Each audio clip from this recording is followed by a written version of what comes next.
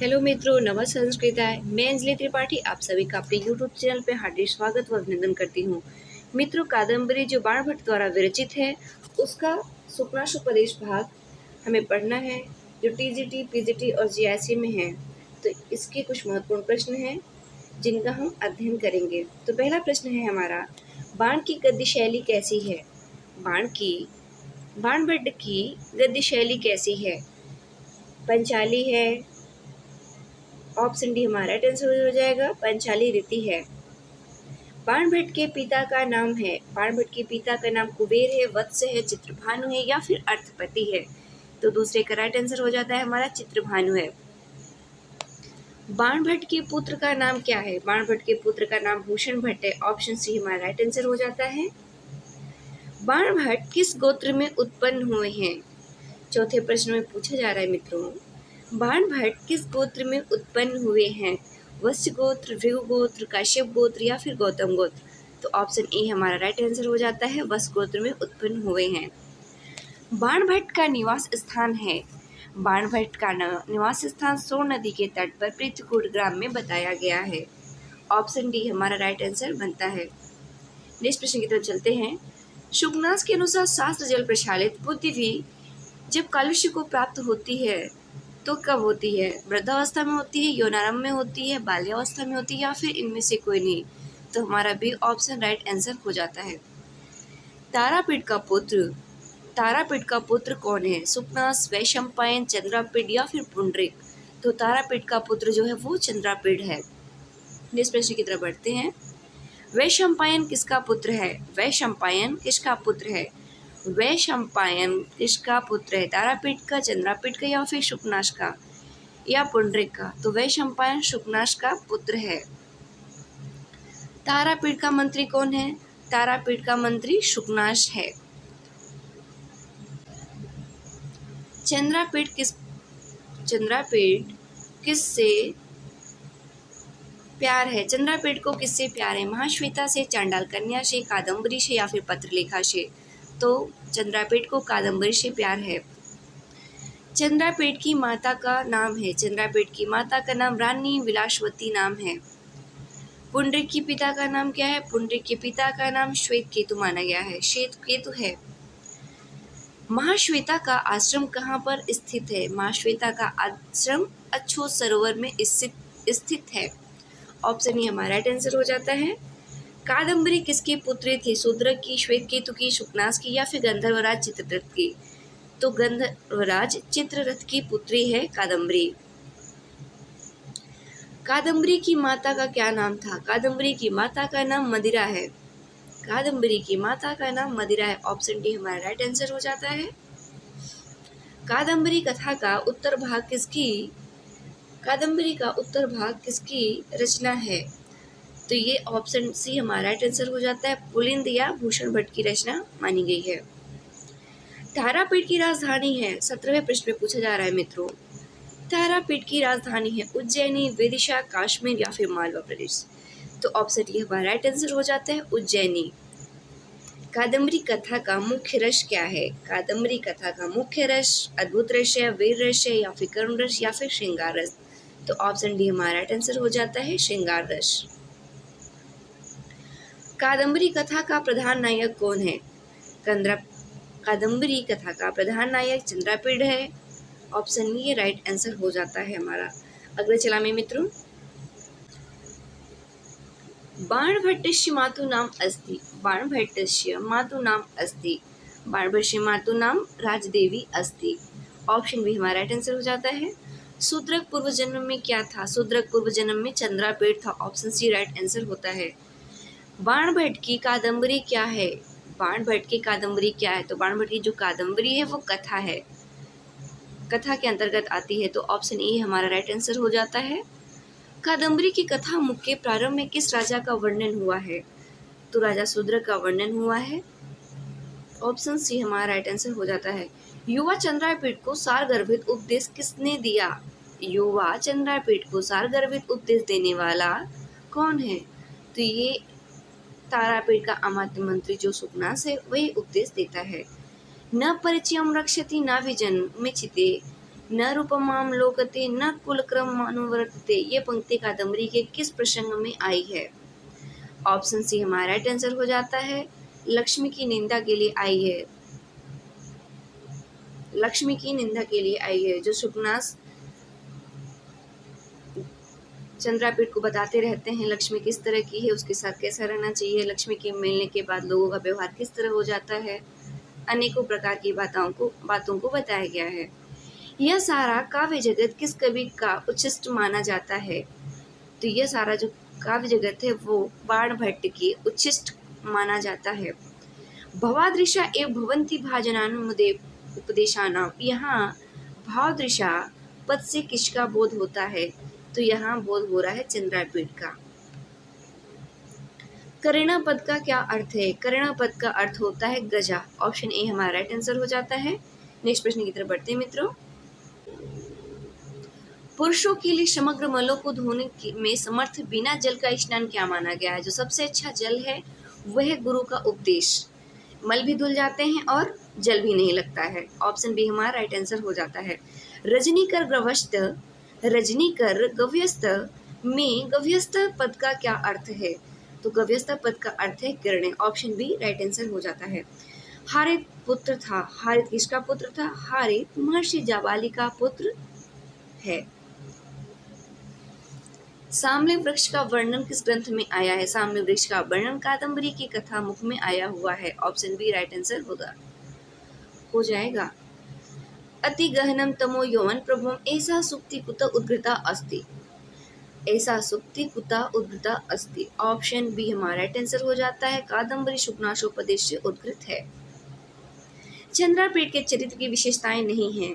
चंद्रापीठ की चरित्र की विशेषताएं क्या नहीं है? हृदय प्रेमी, विवेकी युवक, अस्पृष्ट वक्ता, पराक्रमी राजपुत्र। तो ऑप्शन सी हमारा राइट आंसर हो जाएगा। वाणी बाणो बहुव इति कथनम कस्य अस्ति? गोवर्धनाचार्यस्य कथनम अस्ति। ऑप्शन ए राइट आंसर बनेगा। बाण कवि नामे चक्रवर्ती, यह कथन किसका है? यह कथन सोड्डल जी का है। ऑप्शन ए राइट आंसर होगा। बाणस्तु पंचाननम, यह किसका कथन है? ये श्री चंद्रदेव का कथन है। ये तीनों ही कथन मित्रों बहुत ही इम्पोर्टेंट कथन हैं, प्राय पेपर में पूछे ही जाते हैं, एक न एक तो पूछे ही जा सकते हैं। अपरिणामम पश्मो दारुणो लक्ष्मी मदः, यह सूक्ति कहाँ से उद्घृत है? यह सूक्ति कादम्बरी शुकनाशोपदेश से उद्घृत है। ऑप्शन ए राइट आंसर हो जाता है। गंधर्व नगर लेखे पश्यत एव नश्यति, यह कथन किसके लिए कहा गया है? यह कथन किसके लिए कहा गया है? सरस्वती के लिए, दुष्टों के लिए, लक्ष्मी के लिए या फिर राजधानी के लिए? तो ये कथन लक्ष्मी के लिए कहा गया। सुकनाश उपदेश है, तो इसमें सुकनाश ने उपदेश ही दिया है और जो उपदेश दिए हैं वो सिर्फ और सिर्फ लक्ष्मी के ही बारे में बताया गया है, तो लक्ष्मी के लिए ही आया हुआ है। दुष्टा, पिचासी, अनार्या, दुराचारणी आदि पदों का प्रयोग बाण ने किसके लिए किया है? ये प्रयोग सब कुछ लक्ष्मी के लिए हुआ है। यथा यथा चेयम चपलादीपत्ये, यथा यथा चेयम चपलादीपत्ये, यहाँ चपला पद से किसका संकेत किया गया है? चपला से लक्ष्मी का संकेत किया गया है। ऑप्शन बी हमारा राइट आंसर हो जाता है। नेक्स्ट प्रश्न की तरफ बढ़ते हैं। कुमार तथा प्रेतिथा यथा नोपहस्यसे जनैः न निद्यस्य साधुभिः न दिकृशे गुरुभिः, यह कथन किसने किससे कहा है? यह कथन सुकनास ने चंद्रापीठ से कहा है। तो ऑप्शन बी हमारा राइट आंसर होगा। बड़े बूढ़ों के उपदेश को बकवास समझकर उसकी अपेक्षा कर देते हैं कौन लोग? दुष्ट राजागण, सैनिकगण, सेवकगण या फिर चंद्रापीठ? तो 43 का राइट आंसर हो जाता है हमारा दुष्ट राजागण। न प्रमणन्ति देवताभ्य न पूजन्ति द्विजाति न मानयन्ति मान्याना न अभिवतिष्ठति गुरुन्, ये बताते हैं शुकनास जी चंद्रापीठ को कि लक्ष्मी के होने के बाद, मिलने के बाद राजा लोग किस तरह के होते हैं, क्या क्या व्यवहार कर देते हैं। तो ये कौन करता है? ये राजा लोग करते हैं। न किसी को प्रणाम करते हैं, न पूजन करते हैं, न किसी की बात मानते हैं, न किसी के आने पर उसका आदर सत्कार करते हैं। लक्ष्मी के मिलने के बाद उनकी सारी बुद्धि जो है वो कलुष हो जाती है। ईश्वर का पद का अर्थ है, ईश्वर पद का अर्थ है शर, तीर, बाण, उपर्युक्त छवि। ऑप्शन डी हमारा राइट आंसर हो जाता है, उपर्युक्त छवि। कुलीरा पद, कुलीरा इव तिर्यक परिभ्रंति, यहाँ कुलीरा पद का क्या अर्थ है? कुलीरा पद का अर्थ है यहाँ पे केकड़ा। ऑप्शन सी राइट आंसर होता है। नेक्स्ट प्रश्न की तरफ बढ़ते हैं। खदोत्य पद का क्या अर्थ है? खदोत पद का अर्थ है जुगनू, जो रात में टिमटिमाता हुआ दिखाई देता है, जुगनू। कदली का कामकरण है, यहाँ कदली का पद का क्या अर्थ है? केले का बगीचा। ऑप्शन सी राइट आंसर हो जाता है, केले का बगीचा। राजू जी यहाँ धर्मेंद्र मंडलस्य, यहाँ राजू जिया में जीव्या पद से प्रयुक्त है, ये पद लक्ष्मी के लिए प्रयुक्त हुआ है। ऑप्शन सी राइट आंसर होगा। आशीविशा पद का क्या अर्थ है? आशीविशा पद का अर्थ सर्प होता है। ऑप्शन बी राइट आंसर हो जाता है, सर्प।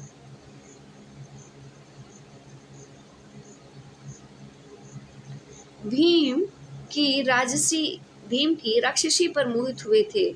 भीम किस राक्षसी पे उत्पन्न हुए थे? शूर्पणखा पे, हिडिंबा पे, हिडंबा पे या हडिंबिका पे? ऑप्शन हमारा बी राइट आंसर हो जाता है, हिडिंबा पे। लक्ष्मी कहाँ से पैदा होती है? लक्ष्मी क्षीर सागर से पैदा होती है। ऑप्शन सी राइट आंसर होगा। 53 प्रश्न पे आते हैं मित्रों। लक्ष्मी ने परिजात के पल्लवों से क्या ग्रहण किया था? लक्ष्मी ने परिजात के पल्लवों से राग को ग्रहण किया था। ऑप्शन डी राइट आंसर होगा। लक्ष्मी कर्कशता से क्या ग्रहण करती है? लक्ष्मी कर्कशता से कस्तूर मणि ग्रहण करती है। 54 का राइट आंसर होगा ए। नेक्स्ट प्रश्न की तरफ बढ़ते हैं इसी के साथ।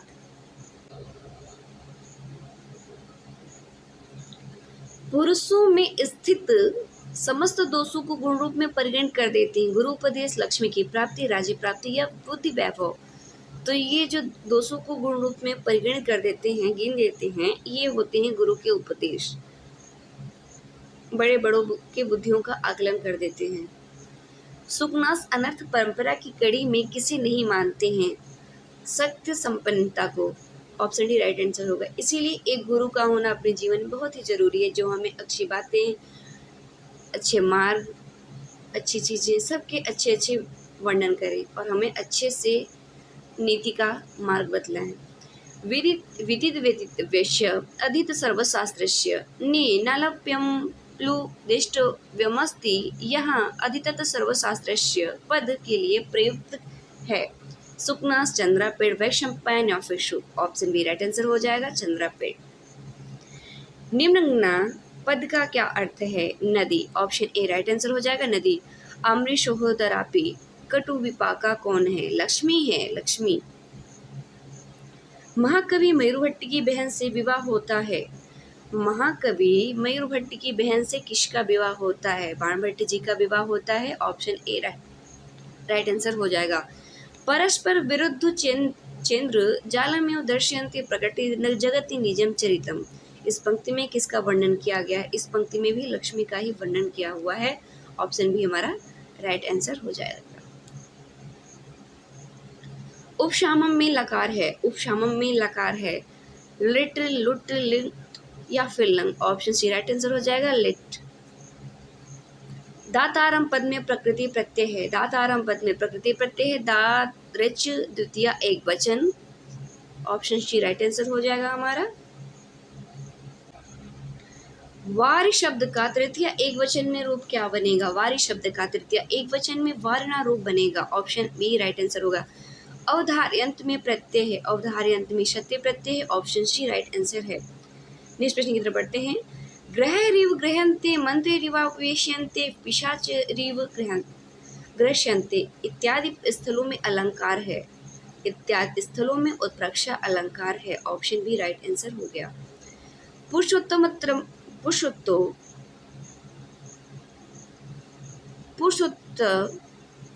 तापी खल जनप्रिया रेणु में इव।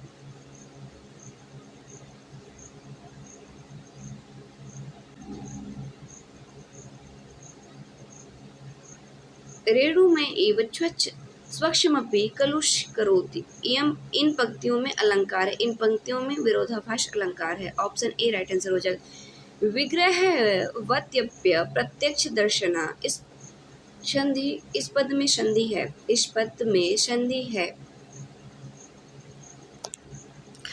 हल संधि है, गुण संधि है, वृद्धि संधि है या फिर यश संधि है। ऑप्शन डी राइट आंसर हो जाएगा। इस पद में यश संधि है।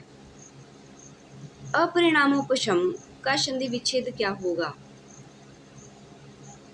अपरिणाम उपशमः, option A, option B right answer हो जाता है। रास प्रकृति में समास है, रास प्रकृति में षष्ठी तत्पुरुष समास है। ऑप्शन ए राइट आंसर है। विटान पांति इति इस व्युत्पत्ति से होगा, क्या होगा? विटपा। ऑप्शन ए राइट आंसर हो जाता है हमारा, विटपा।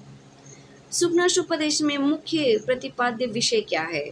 सुकनाश में मुख्य प्रतिपाद्य विषय है वो है दूध क्रीड़ा का, राज्य संचालन का, लक्ष्मी को प्राप्त करने की विधियों का, युवावस्था में लक्ष्मी जन्य मानसिक विकृतियों एवं उनसे होने वाली हानियों का।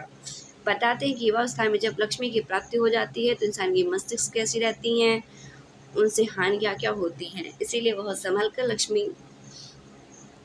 लक्ष्मी का अनुचरण करें। पाने के बाद पगलाए नहीं, लोगों से समुचित व्यवहार करें, ढंग से रहें।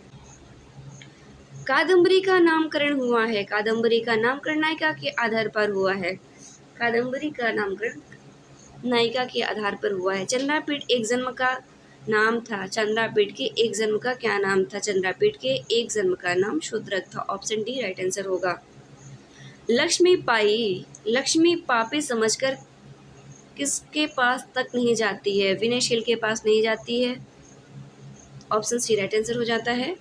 कोपयंती हितवादिने, यहाँ हितवादिने में कौन सी विभक्ति में सूत्र लगा है? तृतीया हेतु षष्ठी, षष्ठी शेषे, तृतीया क्रुद्ध द्रुहि एष्या सूयार्थानां च प्रतिकोपम, सप्तमी आदो अधिकरणम। ऑप्शन सी हमारा राइट आंसर हो जाता है, चतुर्थी विभक्ति। क्रुद्ध योग में चतुर्थी विभक्ति का प्रयोग होता है। अकाल प्राविडिग गुण कलह शंकानां प्रस्तावना कपटानाटकस्य पुरः पताका सर्वाभिनयानाम इत्यादि पंक्ति में अलंकार है, इत्यादि पंक्ति में रूपक अलंकार है। ऑप्शन बी राइट आंसर होगा। समुद्र मंथन से लक्ष्मी सहित कितने रत्न प्राप्त हुए थे? 14 रत्नों की प्राप्ति हुई थी समुद्र मंथन से। अशिधारा पद का क्या अर्थ है? अशिधारा पद का अर्थ तलवार है। लक्ष्मी द्वारा अपनाए गए व्यक्ति को ईर्ष्या के कारण कौन नहीं अपनाती है? सरस्वती द्वारा अपनाए गए व्यक्ति को ईर्ष्या के कारण कौन नहीं अपनाती है? तो ये लक्ष्मी है जो नहीं अपनाती है। ऑप्शन बी राइट आंसर हो जाएगा।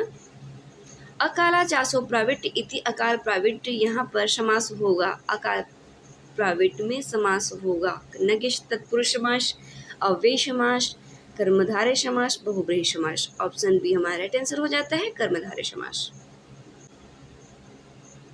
विदिशा किस नदी के इस किनारे स्थित है? वेत्रवती की नदी के किनारे विदिशा स्थित है।